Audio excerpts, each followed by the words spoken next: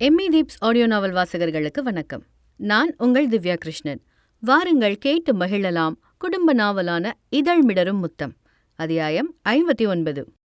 பாட்டு சத்தம் காதை கிழிக்க, வண்ண விளக்குகள் கண்ணை பறிக்க, மாளிகையோ கல்யாண கோலத்தில் களை கட்டியிருந்தது. அருளோ அவன் ட்ரெஸ்ஸிங் டேபிள் முன் அமர்ந்து கை கடிகாரத்தை மணிக்கட்டில் இருக்க, இன்னும் சில மாசத்துல உனக்கு குழந்தைய வரப்போகுது, இப்போ ஹனிமூன் உனக்கு ஒரு கேடா என்ற சக்தியோ அண்ணனை வீடியோ அழைப்பில் சீண்ட, வாலிப வயசுடா, அப்படிதான் இருப்பேன், உனக்கு போறாம, உருட்டு நீ உருட்டு நீ உருட்டு, உன் வாயி உன் உருட்டு என்ற சக்தியோ சிரித்தபடியே கல்யாணமான பழைய மாப்பிள்ளையை கலாய்க்க, அண்ணா என்ற அழைப்போடு அருளின் அரைக்கதவை தட்டி உள்ளே நுழைந்தான் ரகு. வாடா என்ற அருளோ ட்ரெஸ்ஸிங் டேபிளில் செங்குத்தாய் நின்றிருந்த அலைபேசியை பார்த்து, ரகு வந்திருக்காண்டா என்றிட, வீடியோ அழைப்பில் தொடர்பில் இருந்த சக்தியோ கடமைக்காக புன்னகை ஒன்றை விடுத்தான்.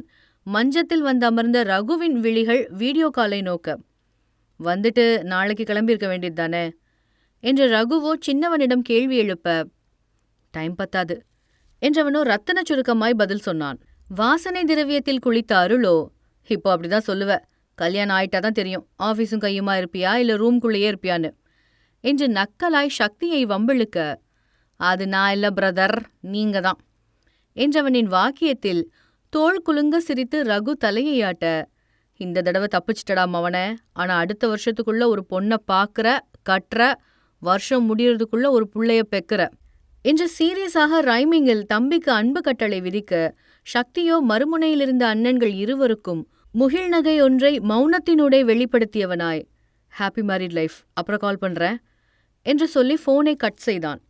நேற்று வரை அருளின் திருமணத்தில் மூழ்கியிருந்த குடும்பம் இனி அடுத்ததாய் அவனிடத்தில்தான் வந்து நிற்கும் என்று நன்றாகவே தெரியும் சக்திக்கு. அதற்குள் எப்படியாவது மூன்றாவதாய் ஒரு கம்பெனியை வேறெங்காவது வாங்கி போட்டு அங்கு ஓடிவிட வேண்டும் என்ற எண்ணம் கொண்டான் ஆனவன். சுழல் நாற்காலியை பின்னோக்கி தள்ளியவன் எழுந்து போய் நின்றான் கண்டெய்னர் கேபினுக்கு வெளியில். கட்டுமான பணிகள் நடந்து கொண்டிருக்க இரவு நேர பணியாளர்கள் கடமையில் தீவிரமாய் ஈடுபட்டிருந்தனர். கேபினில் இருந்து கீழிறங்கியவனோ வேலை செய்பவர்களின் இடம் நோக்கி நடையை கட்டி சில விடயங்களை மேற்பார்வை பார்த்தான். நிமிடங்கள் கடக்க மீண்டும் கண்டெய்னர் நோக்கி திரும்பியவன் விழிகளிலோ ஆனவனை கடந்து போனாள் இந்துஜா, கையில் உணவு அடுக்கோடு பக்கத்து கேபினை நோக்கி. பாலி கிளையின் முதன்மை இன்ஜினியரான பீமாவின் காதலியவள். தமிழ் பேச தெரிந்த இந்தோனேஷிய ஜோடிகள் இருவரும்.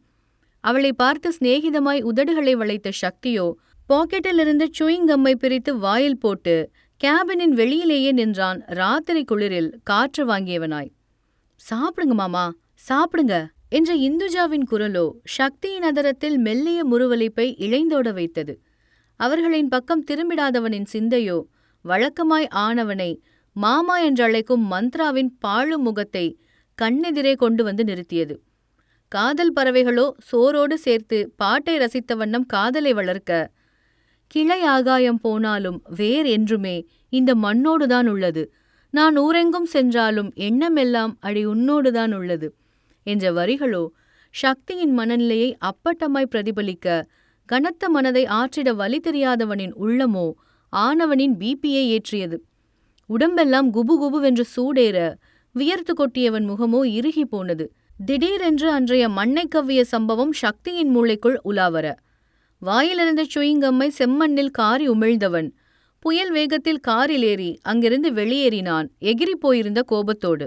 பிஸ்னஸே கதியாய் கிடக்கும் சக்தியை பற்றி கிசுகிசுத்து முடித்த அருள் மற்றும் ரகு இருவரும் விருந்து நடக்கும் மாளிகையின் தோட்டத்தை நோக்கி நடை போட்டனர்.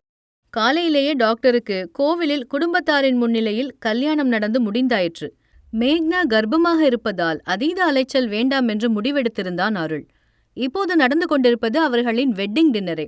அம்மா கிட்ட பேசினியாடா என்ற அருளோ தோட்டத்தின் நடைபாதையில் நடந்தவாறே கேட்க, பேசணும்.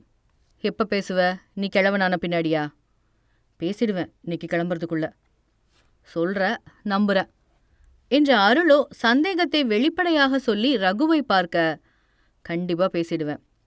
சரி, அப்போ எப்போ திரும்பவும் வீட்டுக்கு வரப்போற என்றவனின் வினாக்கு அது எப்போதுமே நடக்காது என்பது போல தலையை இல்லை என்று ஆட்டினான் ரகு விரக்தியான சிரிப்போடு. ஏண்டா, அதான் எல்லா பிரச்சனையும் முடிஞ்சிருச்சே, அப்புறம் ஏன் இன்னும்? எட்டி இருக்கும்போதுதான் அன்பு இன்னும் அதிகமாகுது. இந்த டயலாக் அடிக்கிற வேலையெல்லாம் விட்டுட்டு ஒழுங்கு மரியாதையா வீட்டுக்கு திரும்பி வர வழியை பாரு என்ற அருளோ தம்பியை எச்சரித்தவனாய் சென்று அமர்ந்தான் டின்னருக்கான அலங்கார சோஃபாவில்.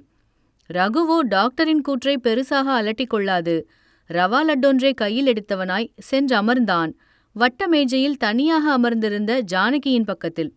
மகன் வரவை ஓரக்கண்ணால் பார்த்த தாயோ நேர்கொண்ட தலையோடு வாய்க்கு மட்டுமே வேலை கொடுத்தார். எத்தனை மணிக்கு கிளம்புற என்று கேட்ட தாயிடத்தில், மெதுவா கிளம்பலாம், என்ன அவசரம்? சாப்பிட்டியா? கொஞ்ச நேரம் போட்டும் என்று எடக்கமடக்காகவே பதில் சொன்னான் ரகு. பெத்தவள் முகம் மகன் கொண்ட நக்கலான பதிலில் மென்முறுவல் கொள்ள, நீதான் இந்த வீட்டுக்கு வரமாட்டேன்னு சொல்லிட்ட, உன் வீட்டுக்கு கூட என்னை கூப்பிட மாட்டியா?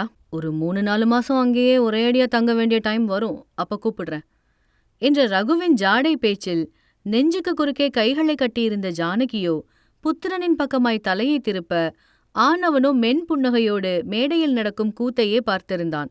பாட்டியாக போறேனா என்று ஜானகியோ மனசில் பட்ட சந்தேகத்துக்கு குரல் வடிவம் கொடுக்க, 15 நாள் ஆச்சு என்ற புதல்வனின் வார்த்தைகளில் தலையாட்டி சிரித்த மம்மியோ ஆனவன் சிரசை வாஞ்சையாக தடவி, இப்பதான் உன்னையே குழந்தையா கையில தூக்குன மாதிரி இருக்கு, இப்போ உனக்கே ஒரு குழந்தை வரப்போகுதா என்று உளமாற கழித்த தாயின் பூரிப்பில் கொள்ளியை வைத்திடும் எண்ணத்தோடு ஜானகியின் முகம் நோக்கி திரும்பிய ரகுவோ, ஏம்மா என்னை வீட்டை விட்டு போக விட்டீங்க என்ற கேள்வியில் பெறாதவளின் வதனம் வேதனையில் சுருங்க, அண்ணா 2 பேரும் வெளிநாட்டுல செட்டில் ஆக போறத பத்தி சொல்லும்போது கெஞ்சி கூத்தாடி போக வேண்டான்னு சொன்னீங்களாமே, அப்புறம் ஏம்மா என்ன மட்டும் போன்னு அப்படியே விட்டுட்டீங்க என்றவனின் கேள்வியில் ஜானகியின் இறுக்கமான முகத்தில் எவ்வித சலனமும் தென்படாதிருக்க, போன்னு சொன்ன தாத்தா மேல கூட எனக்கு கோபம் இல்ல, போகாதேன்னு சொல்லாத என் அம்மா மேலதான் எனக்கு வருத்தமே என்ற ஆகுவோ சட்டென்று கபாலத்தை திருப்பி நெஞ்சை அடைத்த துக்கத்தை மறைத்தவனாய்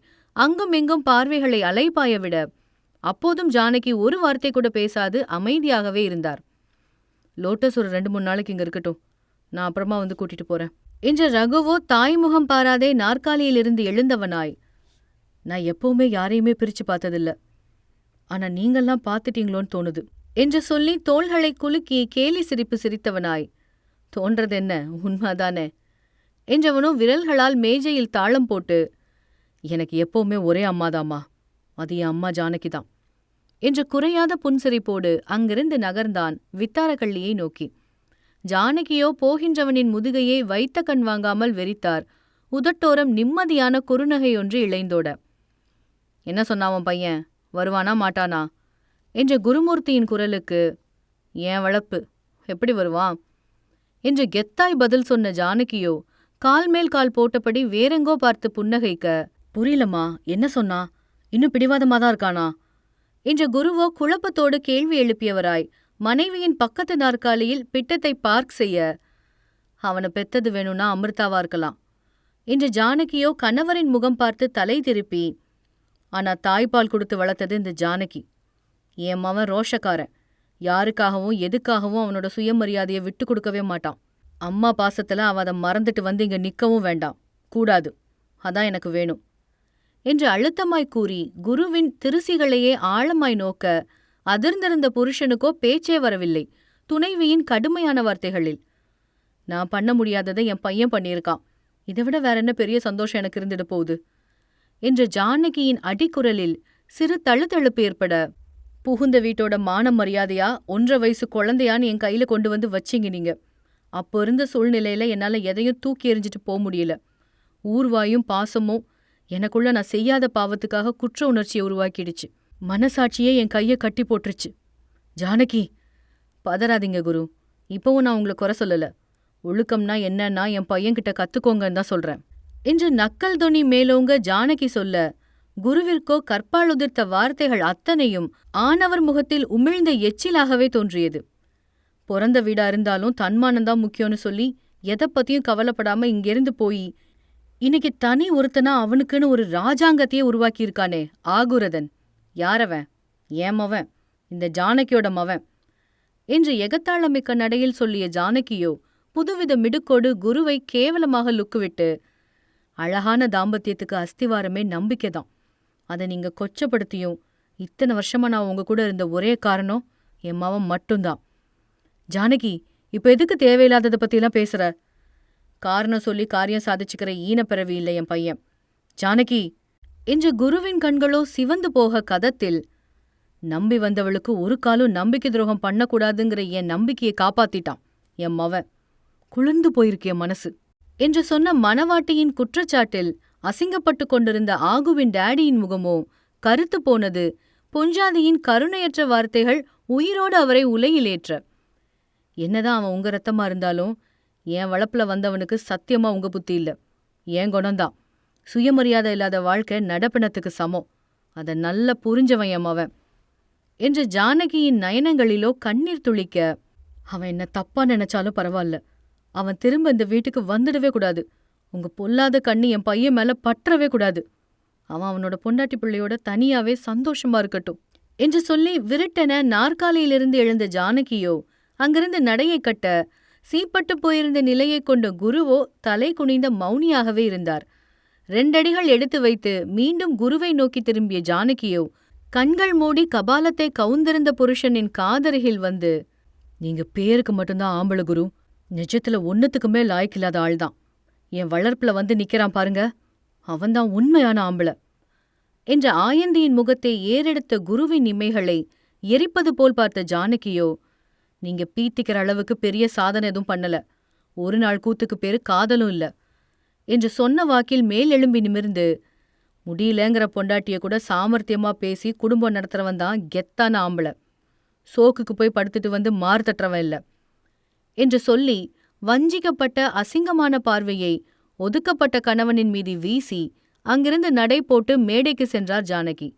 குருவிற்கோ அக்கணத்தில் யாரோ சாணி முங்கிய செருப்பாலேயே மூஞ்சில் 4 சாத்து சாத்தியது போல் இருந்தது.